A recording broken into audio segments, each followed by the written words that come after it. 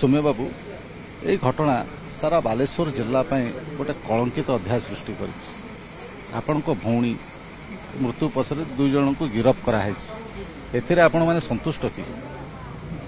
केवल तो गिरफ कथा कहबी मु या भितर जो कार्यानुष्ठान ग्रहण करा कथा से बर्तमान पर्यटन किसी है गिरफटा गोटे आपने भावुन गोटे कार्यानुष्ठान बोली या माने न्यायाधिकार अच्छा से न्यायादेश देवे भूल ठीक प्रमाण हम से गोटे प्रोसेस आउ मेन कथा हूँ जो मैंने इन्वेस्टिगेशन कमिटी थे जो एक तरफा जो इन्वेस्टिगेशन करते से मैंने बर्तमान पर्यंत भी सपक्ष विपक्ष कई मुह खोलना से मतलब बहुत दुखित मुझे पुलिस प्रशासन से दिन थे से जो प्रथम दिन जो मीटिंग होता है प्रिंसिपल को केबिन भितर पुलिस प्रशासन चाहिए निज आड़ यहाँ निश्चित भाव में सी तदंत कर पारते एडिशनल एसपी थे तेणु यहाँ गोटे ऊपर एडिशनल एसपी से गोटे एसपी लेवल आप जानते से एसपी लेवल कौन घटना हुए आप जानते तो हुए तो आउ किसी भी कार्यानुष्ठान हो पारता आगुरी धन्यवाद। सौम्याश्री आप कौन कहते भाई कौन असुविधा हो कहीं अध्यक्ष अध्यापक विरुद्ध एचओडी विरुद्ध कार्यानुष्ठान नौना ओलटा सौम्याश्री विरुद्ध दस्तखत संग्रह कराई क्यारेक्टर को आक्षेप कर चाप चाप तो मुझे विशेष सूत्र में जानी ना आपण मैंने विषय तथ्य संग्रह करते निश्चित भाव आप विषय तथ्य रखिथे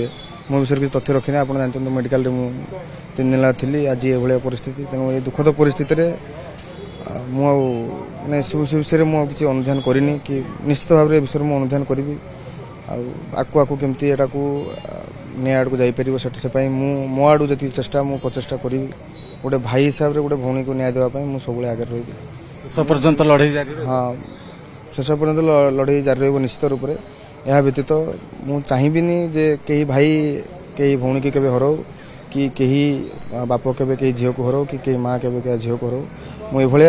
जमती दुर्दशा न आसे यहाँ गोटे ज्वलंत उदाहरण समस्त सामने रहा तेणु यही उदाहरण को लेकिन समस्ते निज आड़ भी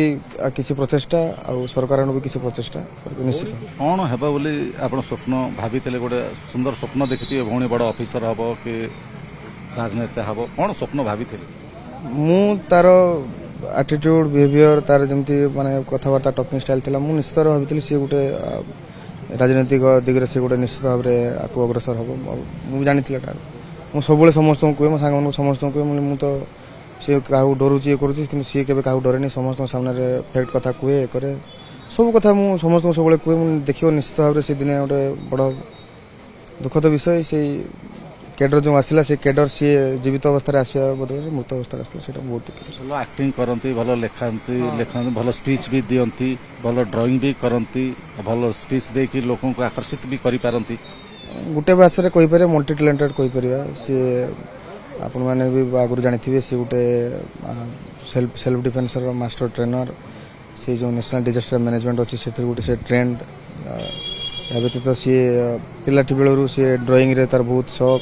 सी गीत गाए लास्ट टाइम से ड्रामा भी से बहुत करी आप देखते से एफएम कॉलेज रे भी से गोटे बेस्ट एक्टर अवार्ड भी पाई तेणु मैंने अनुधान करूँ मुझे विषय किसी कहना चाहूना गोटे मुझे मोर हीरा को हजई देली आज किंतु शिक्षा देकी गले अन्य छात्र छात्री मानक पई से गोटे उदाहरण सृष्टि हो गले सौम्याश्री आज एफएम कॉलेज रे हाँ यहाँ केवल बालेश्वर कहबी सारा भारत वर्ष कह गोटे ज्वलंत उदाहरण गोटे शुणुले सौम्य रंजन जे सौम्याश्री भाई जे भांगी पड़ी निजे गेली भौणी को मुखाग्नि देखी जे निराश हो जाती भांगी पड़ी सी आज कहते सौम्याश्री सारा भारत पाई गोटे उदाहरण सृष्टि करछंती निज हक पाई निज अधिकार पाई एवं निज अस्मिता पाई सी केबे हार मानि नांती मुंड तलकू करना संघर्ष करी निज जीवन आगे हार मानि जाइछंती। बालेश्वर पलासिया गाँव कैमरा पर्सन संतोष नायकों निरंजन रेड्डी।